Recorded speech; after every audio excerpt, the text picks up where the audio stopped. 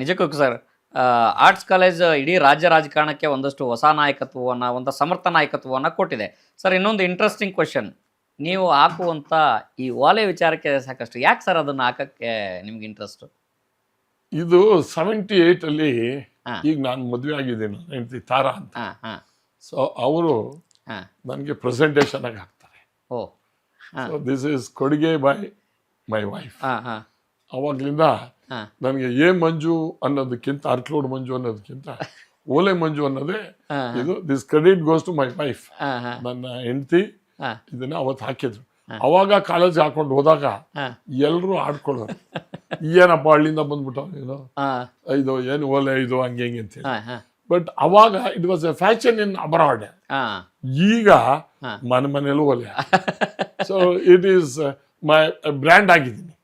Okay sir, brand ಆಗಿದ್ರು. But ಅವಾಗ ಸ್ಟಾರ್ಟಿಂಗಲ್ಲಿ ಅದನ್ನು ಹಾಕುವಾಗ ಆಡ್ಕೊಳ್ಳೋರು ಅಂತಂದ್ರೆ ಅವಾಗ ಏನು ಅನಿಸ್ತೈತೆ ಸರ್? ಏನಲ್ಲ ಅದಕ್ಕಿಂತ ಮುಂಚೆ ಹಾಂ 8ನೇ ಕ್ಲಾಸು 9ನೇ ಕ್ಲಾಸ್ವರೆಗೂ ನಾನು ಸ್ಟಾರ್ ಓಲೆ ಹಾಕಿದ್ದು ನಮ್ಮಪ್ಪ ನಮಗೆ. ಹಾಂ ಹಾಂ ಆಮೇಲೆ ಕಾಲೇಜ್ ಇಲ್ಲಿ ಬಂದಾಗ ಬಿಚ್ಚಾಕ್ಬಿಟ್ಟಿದ್ದೆ. ಹಾಂ ಸೊ ನನಗೆ ಡಸಂಟ್ ಮೇಕ್ ಡಿಫ್ರೆನ್ಸ್. ಹಾಂ ಬಟ್ ಅವಾಗ ಒಂಥರ ನಾನು ಒಂದು ಲೀಡರ್ಶಿಪ್ಪಲ್ಲಿ ಇದ್ದೆ. ಅದು ಹಾಕೊಂಡಾಗ ಒಂಥರ ಎಲ್ಲ ಖುಷಿ ಇತ್ತು, ಎಲ್ಲ ಐಡೆಂಟಿಫೈ ಮಾಡೋರು. ಹಾಂ ನಾವು ಅವಾಗ ಹೆಲ್ಮೆಟ್ ಇರ್ತಿಲ್ವಲ್ಲ, ಒಲ್ಲ ಹಾಕೊಂಡು ಬೈಕಲ್ಲಿ ಗೀಗಲ್ಲಿ ಹೋದಾಗ ಒಂಥರ ಅವಾಗ ನಾಚಿಕೆ ಅಂತ ಬೇರೆಗೆ ಅನಿಸ್ಬೋದು. ಹಾಂ but I was proud.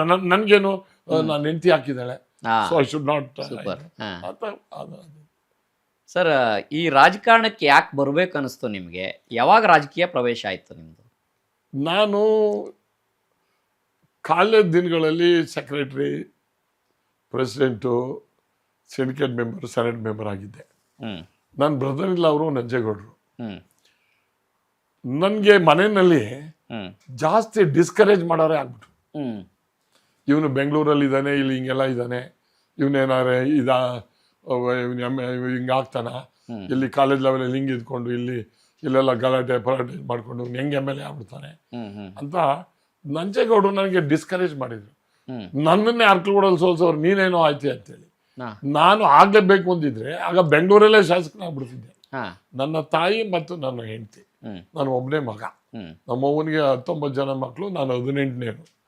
So ಅದ್ರಲ್ಲಿ ನಮ್ಮ ತಾಯಿ ಇದನ್ನೊಬ್ಬ ನೀವು ಬಂದು ಇರ್ಬೇಕಪ್ಪ ಅಲ್ಲಿ ಅಂತ ಹೇಳಿ ನಾನು ಊರಿಗೆ ಕರ್ಸ್ಕೊತಾರೆ. ಆ ಟೈಮಲ್ಲಿ ನಾನು ಎಲೆಕ್ಷನ್ ನಿಲ್ಬೇಕು, ಇವರು ಡಿಸ್ಕರೇಜ್ ಮಾಡ್ತಾಳೆ, ಯಾಕೆ ಆಗಬಾರ್ದು ಅಂತ ಒಂದು ಸೀರಿಯಸ್ ಆಗಿ ತಗೊಂಡು ಜನಸೇವೆ ಮಾಡೋಕ್ಕೆ ಶುರು ಮಾಡ್ಕೊತೀನಿ. ನನಗೆ ಜನರು ಫಸ್ಟು ಅಕ್ಸೆಪ್ಟ್ ಮಾಡಲ್ಲ, 2 ಎಲೆಕ್ಷನ್ ಸೋಲಿಸ್ತಾರೆ.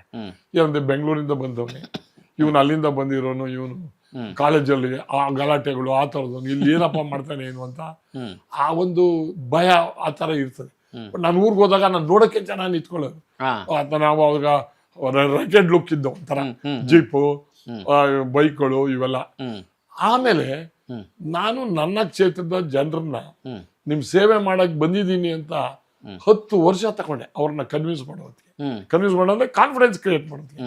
ಅದಾದ್ಮೇಲೆ ನನ್ನ ಕ್ಷೇತ್ರದ ಜನ ಯಾವ ಲೀಡರ್ ನಾಯಕರುಗಳು ಇಲ್ದಲೆ ಅವರೇ ನನಗೆ ಸ್ವತಃ ಗಾಡ್ ಫಾದರ್ಗಳಾಗಿ ಮತದಾರರು ನನ್ನನ್ನು ಫಸ್ಟ್ ಇಂಡಿಪೆಂಡೆಂಟ್ ಆಗಿ ಚುನಾವಣೆಯಲ್ಲಿ ನಿಂತಿದ್ದೆ. 24,000 ಓಟ್ ತಗೊಂಡಿದ್ದೆ. ಅದಾದ್ಮೇಲೆ BJP MLA ಆದೆ, ಆಮೇಲೆ ಕಾಂಗ್ರೆಸ್ MLA ಆದೆ, ಆಮೇಲೆ JDS MLA ಆದೆ. ನನ್ನ ಕ್ಷೇತ್ರದಲ್ಲಿ ಎಲ್ಲಾ ಪಾರ್ಟಿಯಿಂದನೂ ನನಗೆ ಆಶೀರ್ವಾದ ಮಾಡಿದ್ದಾರೆ. ನನಗೆ ನನ್ನ ಕ್ಷೇತ್ರದ ಜನನೇ ನನಗೆ ದೇವರುಗಳು ಅಂತ ನಾನು ಇವತ್ತು ನಿಮ್ಮ ಮುಖಾಂತರ ಅವ್ರಿಗೆ ಧನ್ಯವಾದಗಳನ್ನು ಅರ್ಪಿಸ್ತೀನಿ.